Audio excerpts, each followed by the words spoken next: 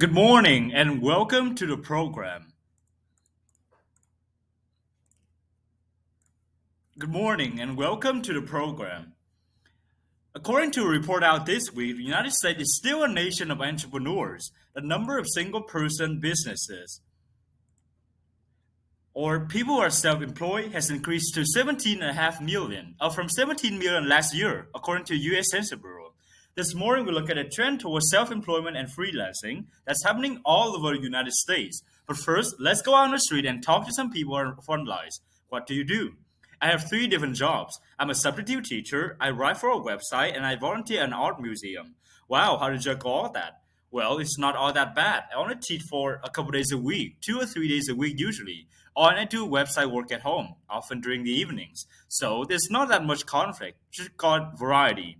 So you enjoy working in three different places? Right now, yeah, I really do, especially with the teaching. When you're a sub, you don't get involved in the day-to-day stuff or the paperwork or the politics. You just go in and do the job and then you go home. And it's flexible. If I don't want to work, I don't have to, but I feel that I need to work more and ask for more teaching hours.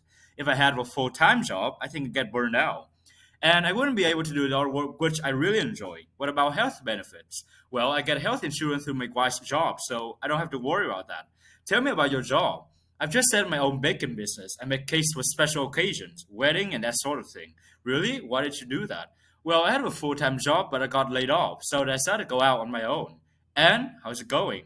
Well, I don't have many expenses because I live and work at a parent's house, so I don't have to pay rent. It's going okay. I'm getting by. It takes a while, to get known. It's been a learning experience. I've learned a lot about managing a business. What are your plans for the future? Well, I need to work on marketing, get out there and sell it myself. I'm not very good at part of it. Ideally, I would work with a partner could do that. Maybe I'd like to have my own place someday, but right now, I'm just taking it a day at a time. Back to the studio now, and if you just joined us, the subject is recent report of 17.5 million self-employed people in the United States. We're talking to labor specialist Jenny Huang. Welcome to the program, Jenny. Thank you. Jenny, can you tell us who these 17.5 million people are? Well, there are different types of people in this category. There are entrepreneurs, like the young lady that you interview, the one that have their own one-person business. They're the one we used to think of when we think of self-employment. But then there are freelancers who might go to work in different places or work on a contract basis. And there are the people who are self-employee but also work for themselves part-time. Like the first person you spoke to, what kind of work do you still do? Well, the greatest rise in self-employment has been in professional and business services. That will include people like freelance web designer, marketing consultants, and so on. The second biggest category is construction workers. That would include carpenters, painters, electricians, and so on, who work for themselves. Well, some with economic, there are people who have been laid off, so decided to go out on their own. Another reason that the growth of software industry and media, where they have always used a lot of freelancer, writer, and programmer, and so on. There are a lot of people working in those areas now, but there's also been a change in attitudes. There are more people who want the advantages of self-employment. They find it preferable, being able to manage their own time, for example. They want to have more control over their own schedule. Exactly.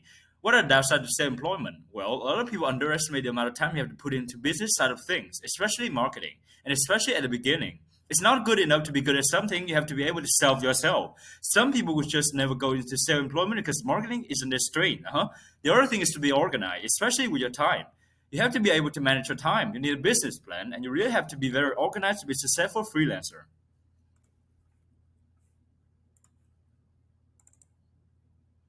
Good afternoon. Today's lecture is about different languages spoken in the United States. The Modern Language Association has put together data on this number, speaker, and location of 30 most commonly spoken languages in the United States. They first explain how the information was granted. If the answer is yes, then the person would ask to name the language. You might be surprised at how many languages was reported. 300. Yes, 300 different languages are spoken in the United States. Of course, English is the number one language. Spanish is the second most common, Chinese is the third, and French is the fourth. Now, the Modern Language Association has put all these information together in different ways. So, for example, you can look at a particular language, let's say Korean, and see how many speakers there are throughout the United States. There are almost 9,100 Korean speakers in the United States. So the people who speak another language, 2% of Korean speakers. It also possible to see how many Korean speakers there are in different places. Two main areas of concentration are Southern California and Washington State. Now, another way you can look at the information by starting with places in the entire United States, a state, a country, or a city. For example, look at the state of Texas. Let's talk about possible way this information could be used or why it's important. I'd like to open up this for discussion. Do you have any ideas? Yes, in the front row.